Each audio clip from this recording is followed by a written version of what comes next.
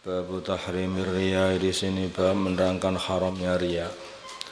Qala berfirman Allah Ta'ala bahwa umirulah tidaklah mereka diperintah illa liya'budu kecuali supaya menghamba beribadah kepada Allah mukhlisina dengan mengikhlaskannya lahu kepada Allah, dengan memurnikannya lahu kepada Allah, ad-dina agama khunafa dengan condong kepada kebenaran. Waqala dan berfirman Allah Ta'ala la tubtilu janganlah kalian batalkan sedekahatikum sedekah kalian bil manni dengan menyebut-nyebut kebaikan, aku telah berbuat gini, aku telah kamu tak kasih ini, aku telah ngasih ini. Itu namanya man. Wal adha dan menyakiti hati. Orang itu man dan juga menyakiti hati. Namanya man juga menyakiti hati. Namanya orang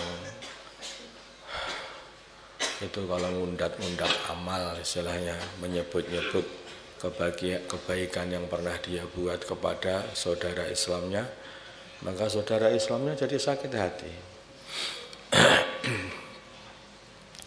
Alladzi seperti orang yunfiqu yang menginfakkan malahu harta dia ria'an nasi karena untuk dipamerkan kepada manusia.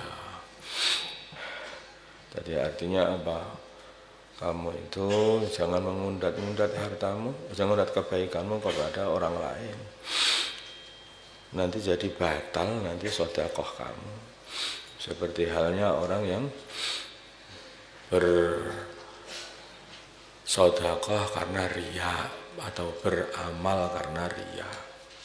Bukan karena Allah, tetapi supaya dipamerkan kepada orang lain biar disebut ini adalah orang yang banyak ibadah. Wah, ini fulan ini orang yang banyak sedekah. Fulan ini orang yang pinter bayan. Orang ini pinter ngaji, biar dikatakan seperti itu. Nah, itu dari awal saja orang kalau sudah niatnya seperti itu udah habis ya, nggak boleh dapat apa-apa. Kata para ulama ahli tarbiyatul qulub, mereka begini, memang setan itu kadang-kadang datang dari awal. Jadi sebelum amal, setan itu sudah membujuk supaya amalnya tidak ikhlas.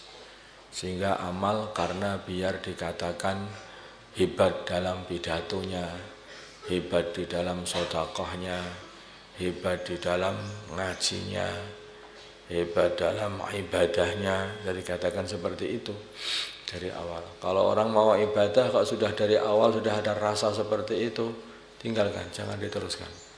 Udah, tunggu dulu sampai hatimu bersih baru ibadah.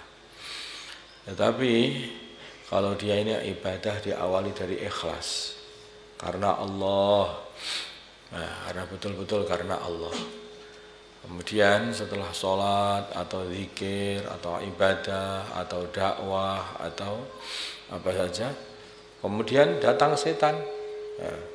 Datang setan. Kalau setan nanti ngasih tahu, ada sih banyak orang ini.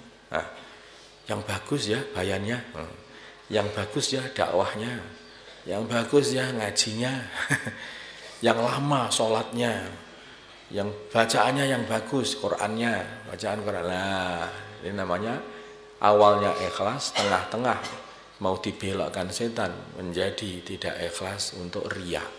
Nah, dalam kondisi seperti ini bagaimana? Tengah-tengah sholat dibatalkan atau tengah-tengah dakwah dibatalkan, tengah-tengah ngaji dibatalkan, atau bagaimana? Nah, kata ulama yang ahli dalam tarbiyatul qulub, kalau kondisimu seperti itu, memang setannya selalu datang begitu, maka itu kamu perangi, kamu benci itu.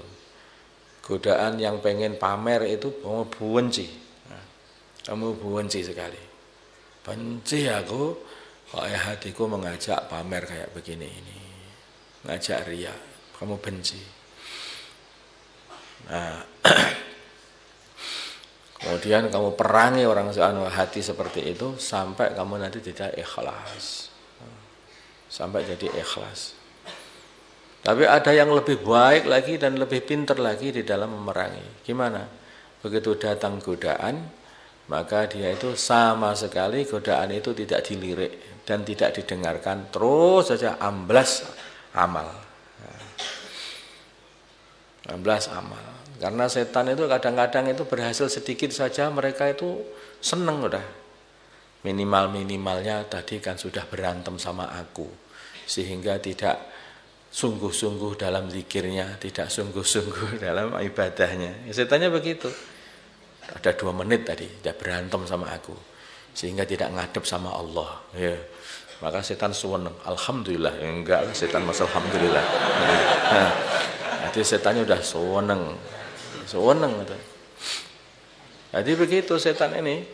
Mereka enggak dapat semuanya, dapat sedikit saja sudah senang. Nah, lumayan bisa membelokkan hati dia dari menghadap Allah beberapa menit. Nah, bisa walaupun mungkin enggak berhasil untuk mengajak riya.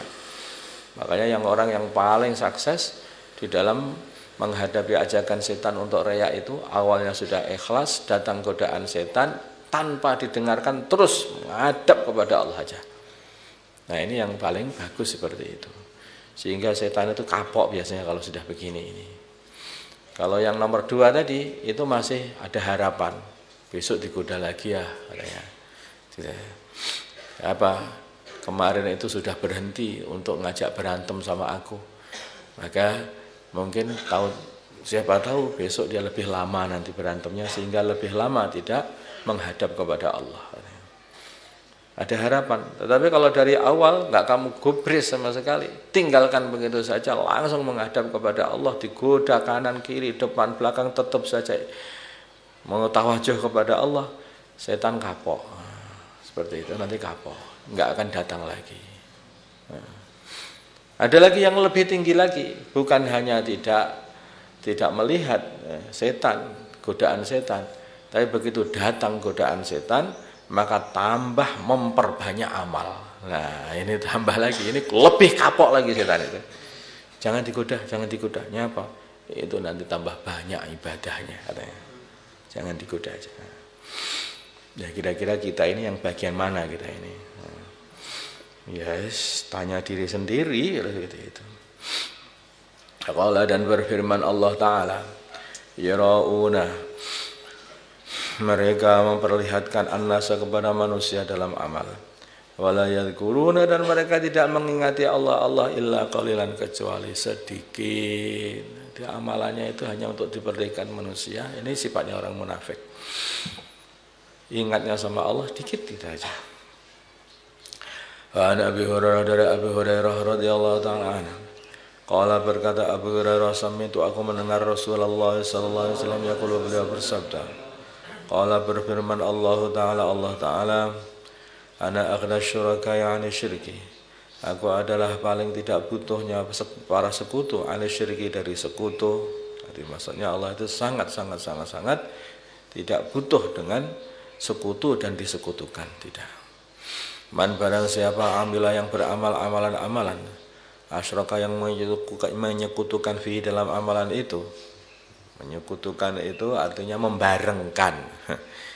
Barengkan. Ya karena Allah, ya karena manusia. Asyraka, yang membarengkan fi dalam, dan dia membarengkan fi dalam amalan itu. Ma'i, beserta aku, ghairi, selain aku. Taraktuhu, maka aku tinggal dia. Wasyirkahu, dan sekutu dia. Amal berangkat karena Allah, tapi juga dengan karena selain Allah. Oh, enggak mau Allah. Allah itu enggak mau. Oh, lah kok sama selain aku? Udah, sana minta pahala sama yang selain aku saja. Allah itu hanya mau ikhlas, hanya karena Allah ada, baru diterima amalan. Tadi amalan. Maka dalam amal itu kok ada tambahan karena makhluk, karena selain Allah, ya udah nggak diterima sama Allah. Maka riya itu dikatakan sebagai syirik juga, karena riya itu amal untuk dipamerkan kepada orang lain. Hakikatnya syirik itu. Tapi syirik khafi, syirik yang tidak nampak, lembut, samar, adanya ada dalam hati.